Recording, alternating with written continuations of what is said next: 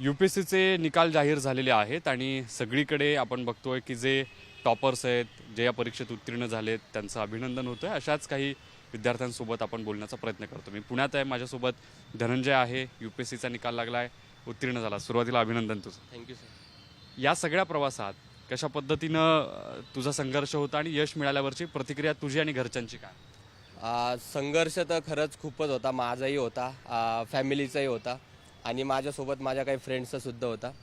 आणि प्रतिक्रियाचं जर सांगितलं गेलं तर स्टार्टिंगला तर एकदम खूप ओव्हरवेल्मिंग होतं माझ्यासाठी. मला कळतच नव्हत्या. मला माझ्या फिलिंग्सच स्टार्टिंगला गेज नाही झाल्यात काय आहेत. एक बघितलं गेलं तर एकदम मिक्स्ड फिलिंग्स होतात. आनंदही होता, खूप असं ग्रॅटिट्यूड तेही वाटत होतं, किंवा सॅडनेस होता. काही माझे जे जवळचे मित्र आहेत, जे माझ्याहून जास्त डिझर्विंग होते, त्यांचं नाही झालं तर त्यांच्यासाठी खूप सॅडसुद्धा वाटत होतं. आई वडिलांना कसं सांगितलंय? मग फोन केला का त्यांनाच कळलं होतं निकाल लागलाय आणि मुलगा पास झालाय? नाही, मी जस्ट बघितलं होतं, मी फोनच बघत होतो, तेवढ्याच रिझल्ट लागला आणि माझं नाव सर्च केलं आणि जसं माझं नाव दिसलं मी लगेचच घरी फोन लावला. आई बाबा बाहेर होते तर ते तिथंच रडायला लागले आणि मला काही समजत नव्हतं मी काय बोलावं, किंवा त्यांनाही काही समजत नव्हतं काय बोलावं ते. कसं शेड्यूल होतं? किती दिवसांपासून तू UPSCचा अभ्यास करत होता?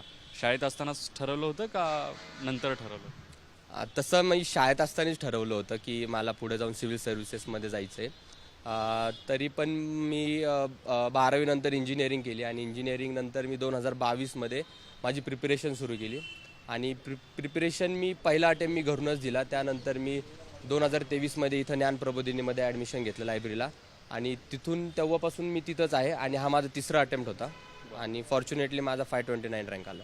जेव्हा ही सगळी UPSCची तयारी करत होतास तेव्हा काय नेमक्या तुला अडचणी जाणवत होत्या? कशा पद्धतीनं तुझ्यासमोर ही आव्हानं होती आणि ती कशी पार केली?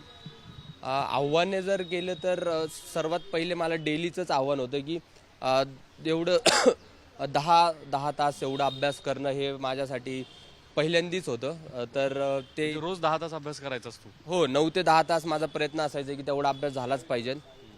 तेच माझ्यासाठी खूप मोठं आव्हान होतं. आणि इतर काही जे आव्हान असतील तर माझ्यासोबत माझे फॅमिली असेल किंवा फ्रेंड्स असेल तर त्यांनी मला काही तसं काही अनुभवून नाही दिलं ते फॅमिली. आता तू तर पास झालायस, पण बाकी विद्यार्थ्यांना जे तयारी करतायत किंवा अनेकदा असं होतं की निराशा येते विद्यार्थ्यांच्या वाट्याला, अनेकांना यश मिळत नाही, तर त्या विद्यार्थ्यांसाठी काय सल्ला देशील?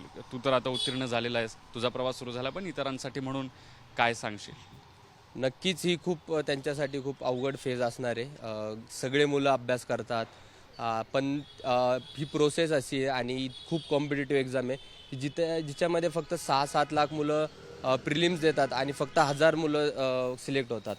तर माझं त्यांना एवढंच म्हणणं असेल की थोडासा ब्रेक घ्या, थोडासा टाईम घ्या, रिस्ट्रॅटेजाईज करा, किंवा ज्यांचे कोणाचे जास्त अटेम्प्ट झाले असेल तर माझं त्यांना एवढंच मत असेल की ह्या एक्झामला स्टिक ना करावं. कारण माझाही थर्ड अटेम्प्ट होता आणि मी पण काही सर्टन नव्हतं की माझं पण होईलच.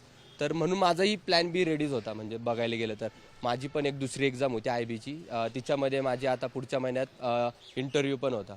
तर माझं एवढंच म्हणणं असेल की आता थोडासा ब्रेक घ्या, फॅमिलीसोबत राहा, फ्रेंड्ससोबत राहा, ह्या फेजमधून कसा बाहेर येता येईल याचा विचार करावा आणि रिस्ट्रॅटेजाईज करावा. या सगळ्या यशाचं श्रेय कोणाला देणार? शेवटचा माझ्या आईबाबांना देणार मी. हो, नक्कीच. धन्यवाद आमच्याशी बातचीत केल्याबद्दल. तर धनंजय दिघे होते, जे UPSCमध्ये उत्तीर्ण झालेत, अधिकारी होणार आहेत आणि अशाच अनेक तयारी करणाऱ्या विद्यार्थ्यांसाठी देखील निराश न होता थोडा ब्रेक घ्या आणि पुन्हा रिफ्रेश होऊन कामाला लागा. जर तुम्हाला UPSCत यश आलंच नाही तर निराश न होता प्लॅन B वर देखील काम करा. अशा पद्धतीचा त्याचा स्वतःचा त्यांना अनुभव आणि सल्लाही दिला आहे. व्हिडिओ जर्नलिस्ट निखिल करंदीकर समित, ज्ञानेश्वर चौतमल, पुढारी न्यूज, पुणे.